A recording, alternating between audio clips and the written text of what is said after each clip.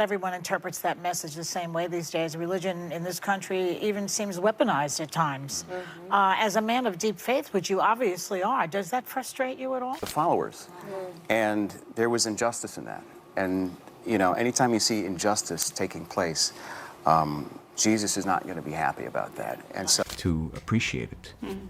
You can be an atheist and love the show. And we get letters and messages from atheists all the time saying, Jonathan Roumie of The Chosen has gained wide attention for his portrayal of Jesus and his unashamed confession of faith.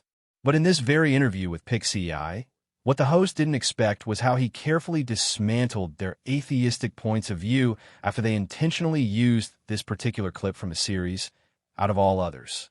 Take a look. It is on its way to becoming one of the most popular TV series of all time with a fan base all over the world. We are talking about The Chosen. Here's a look.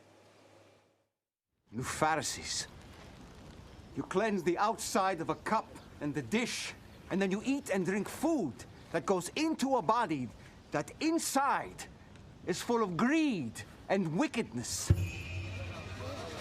You fools! Did not he who made the outside make the inside also? But give as alms those things that are within. Now, why would the hosts use that particular clip as an opener to the interview? And most importantly, what's the implication behind that very clip? Before we get into that very question, let's quickly analyze how the actor dismantled their questions one by one. And by the end of the day, you'll see why this wasn't just an interview, but an outright interrogation. They tried to make Jonathan admit that why he played Jesus in the TV show was only because that's all he ever was, a character, a figure from an old book. But that wasn't all. They pressed further, asking if the pressure hadn't ever weighed on him. And what pressure exactly were they asking about? Watch out. And Elizabeth Tabish, who portrays Mary Magdalene. Good morning. Thank you both for being here. Thanks for having us. Congrats on the popularity of the show. Thank you. It's a huge deal. It's wild. We were just talking in the break. I have to know, do you guys feel this added pressure playing these enormous characters, Jesus and Mary Magdalene? They were talking about the pressure of pretending to be something divine. But Roumie let them understand it's not about pretending. He was in the show for a reason. God put him in this position, and he's learned to accept that. Even Jesus faced doubt. He was challenged at every turn, just like he was being challenged now. I think I felt the pressure pretty early on. And then after a little bit of reflection, I realized that I'm here playing this role for a reason. You know, I think God put me in this position for a very specific reason. And so I have to accept that and just do the best I can with the gifts and talent. After escaping that one, they try to corner Jonathan again with another obtrusive question about his popularity. They assumed Roumie was famous now because he was just like every other actor in Hollywood, which revolved around a cycle of actors playing roles and fading into obscurity. Big story, obviously, one of the best stories you're pulling from the Bible. You're relatable and you're aspirational, so you kind of have the best of both worlds. People are obviously interested in the characters, Mary Magdalene and Jesus, but now fans are really interested in you guys as people. How has that been? In their minds, they had finally gotten him where they wanted. It was clear they weren't really looking for his answer. Rather, they wanted to analyze which direction it will lean, whether he will admit to fame or deny it. But watch how Jonathan roasted them. You know, fame is a double-edged sword. You know, it gets you certain benefits in society, and other times you have unexpected encounters with people that are super passionate about the show, and some of them are more appropriately timed encounters than others. But at the end of the day, I think you just have to, you know, just be present with people and have grace and kindness.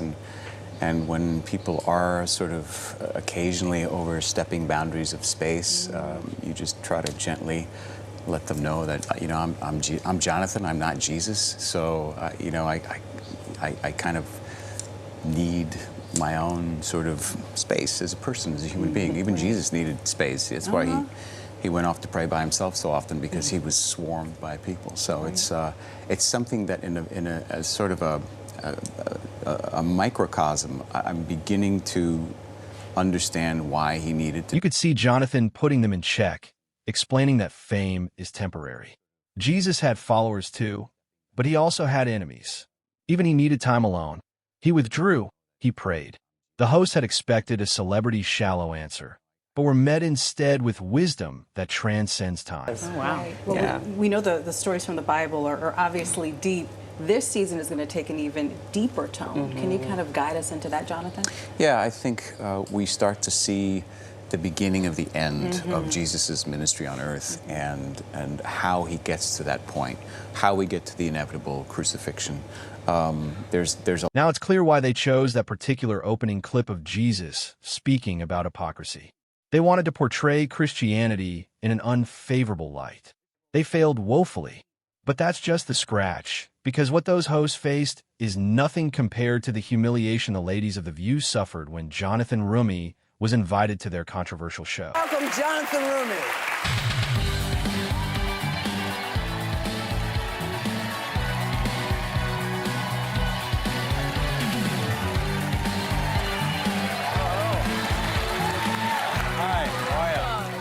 Hi, guys.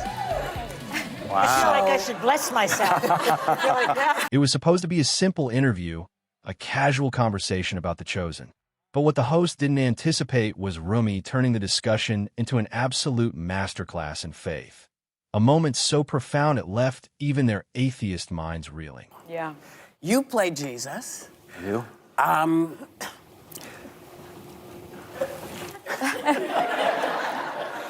So are you finding that people are having a little bit of trouble in separating you from the part? I enjoyed it. Watch out, because they weren't expecting the kind of responses he came with. Actually, ourselves in these characters, like any great TV show, you start to identify. And then the fact that it's this story, that it's the greatest story ever told, now brings it to a whole other level. And they're like, oh, I can relate to Jesus in a way that I never thought I could before. It really is relatable. Roumie understood the precarious position he was being put in the moment one of them leaned in, clearly eager to challenge Roumie on religion's role in modern society. Our crew, Zach, came to me months ago and said, I'm Catholic. You got to watch this show about Jesus. I was like, I know a lot about Jesus, and I don't, obviously. I think there's always more to learn. There's always more to learn, and what that's, you're so profound. I think what was fascinating to me is growing up, I always saw Sunny's ignorance was exposed so brutally, she had to admit there's a lot more she didn't know. about Jesus, and I don't, obviously. I think there's always more to learn. There's always more to learn, and what that's, you're so profound. She had started off the session thinking this was going to be another one of those segments where faith was subtly mocked, where belief was dismissed as wishful thinking. But how wrong she was.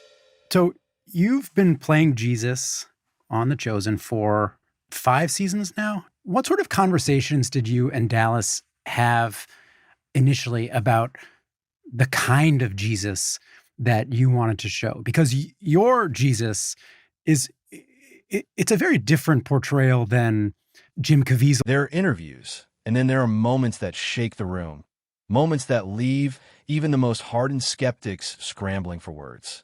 Jonathan Roumie's conversation with his interviewer was one such. Jim Caviezel's Jesus in The Passion of the Christ, or Willem Dafoe's in The Last Temptation of Christ, or you know what else is a good one, but also very different than yours is Max von Sydow. Oh, yeah. The greatest story Very ever austere.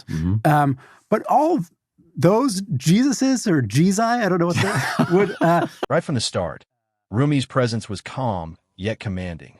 The topic was faith in an increasingly secular world, a world that, as Roumie puts it, has tried to banish God from visible culture. The host, though respectful, was skeptical, but that skepticism wouldn't last long. In some ways, contemporary feeling Jesus. I think what makes it feel like that we have, that all of those other portrayals didn't have access to, was the format of time in long-form storytelling to build characters and build relationships over episodes. You're seeing the nuances of his character, his quirks, the things that nobody's ever taken the time to explore are the humanity of these characters, the day-to-day of these characters. And so if you believe they existed, and I do, they were human beings. So theology... Roumie's portrayal of Jesus in The Chosen has resonated with millions because, unlike past depictions, his Jesus feels real.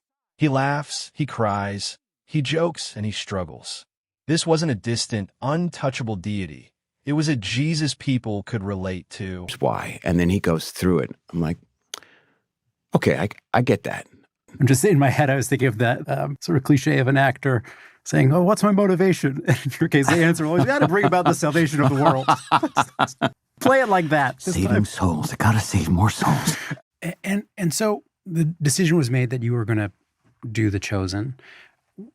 Before that, maybe scuffling is too strong of a word, but you were just sort of a jobbing actor. Struggle busing. Struggle busing. How does it happen that a struggle busing actor makes it big playing Jesus? I think that the path to that is absolute and uncompromising surrendering to a higher power, things that are beyond my control.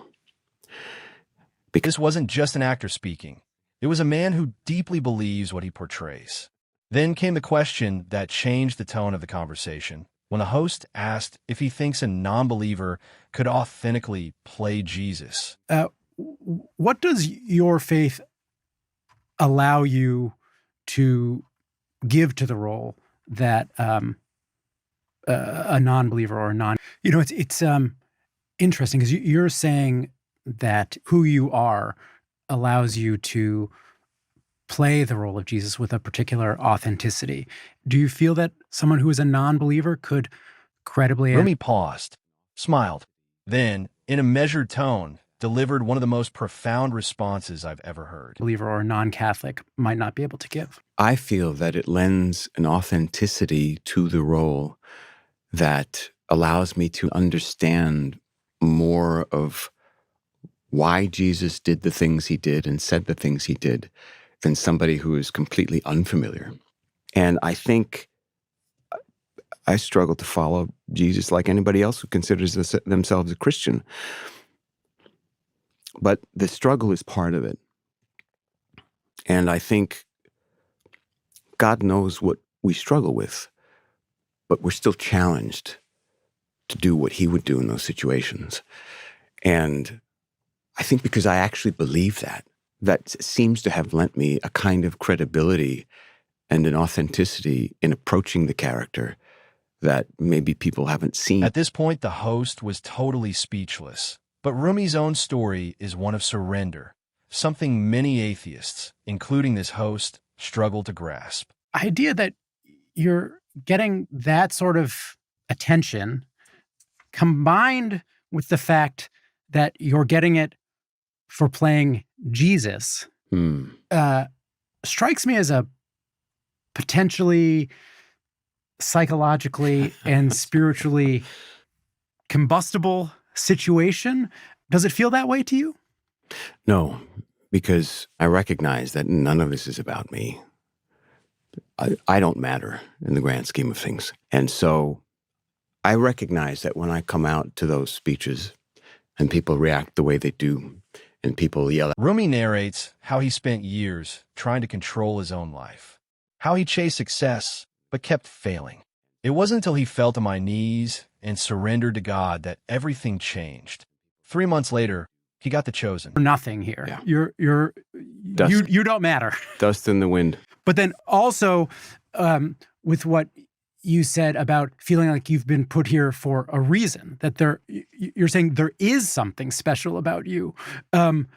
Those seem to me like somewhat contradictory ideas. How do you reconcile them? And then also, there was never some small part of you that's like, oh, I am special.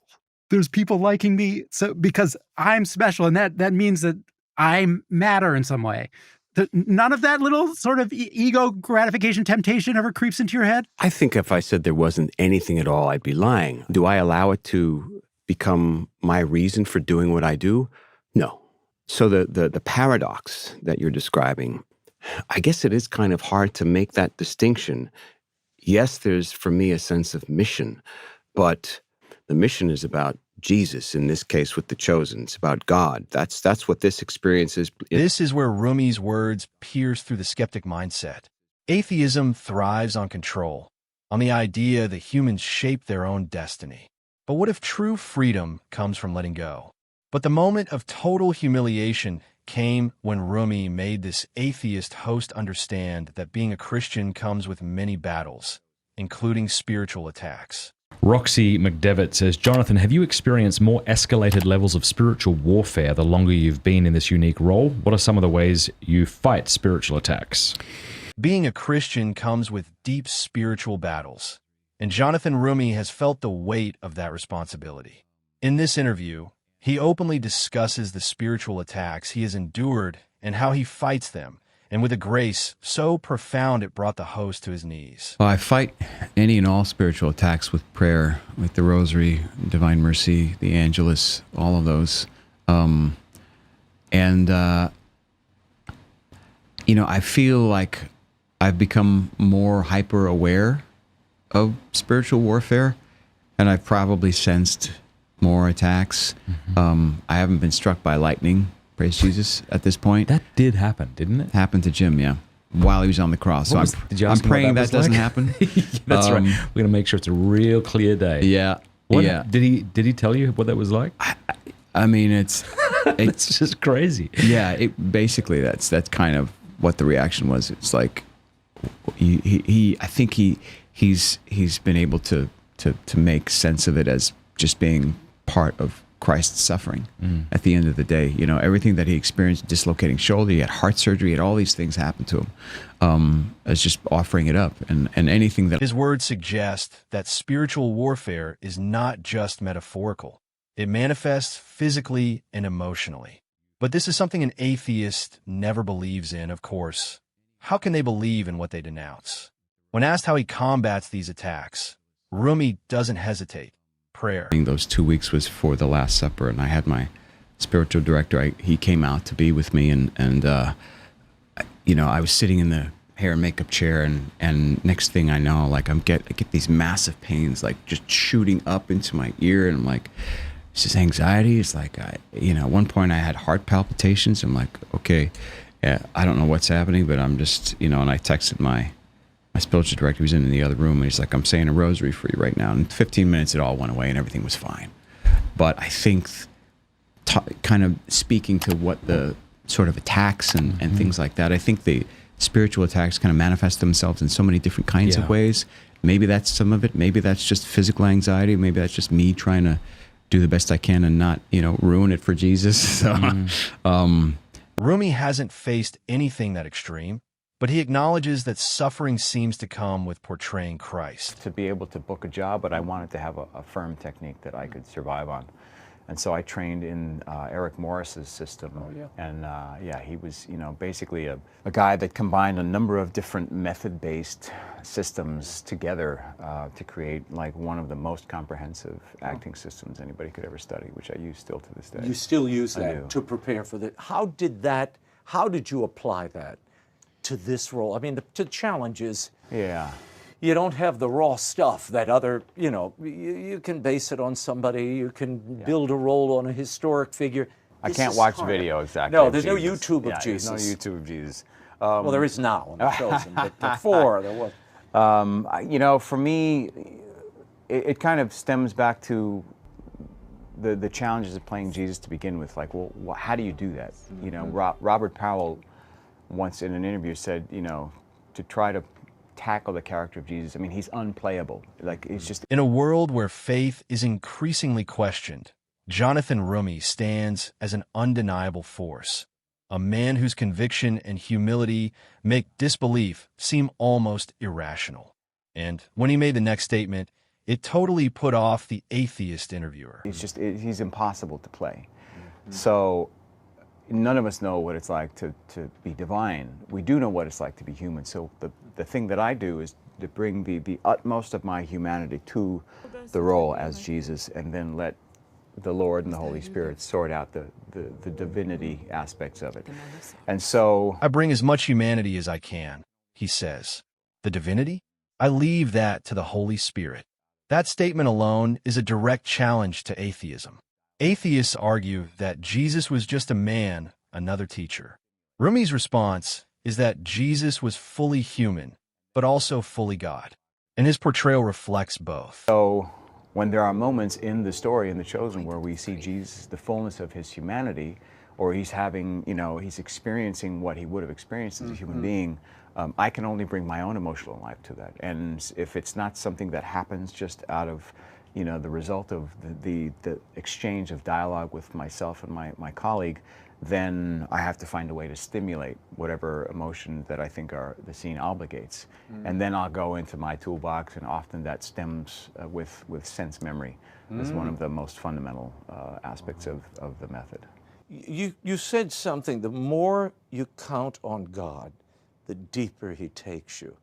Where has he taken you in this role? Oh, I think he's taken me closer to the heart of Jesus. He's taken me to the essence of servanthood and servitude and surrender, really. That's been... This moment exposes the fundamental flaw in atheist reasoning. Skeptics often believe everything happens by chance, that life is purely random. But how do you explain this? How does a man on the verge of giving up land, the most transformative role of his life, purely from divine intervention? Series, and possibly of my career, is wrapping my head around how to communicate what actually happened at the Last Supper in a way that people feel that, as opposed to merely just hearing the words in Scripture, but feel what it is that he meant, and not knowing what exactly that looked like. So the only option I have, whether it's that or it's in the Garden of Gethsemane where he's sweating drops like blood or blood, depending on the translation you read, what generated that? What did that feel like? I have no idea.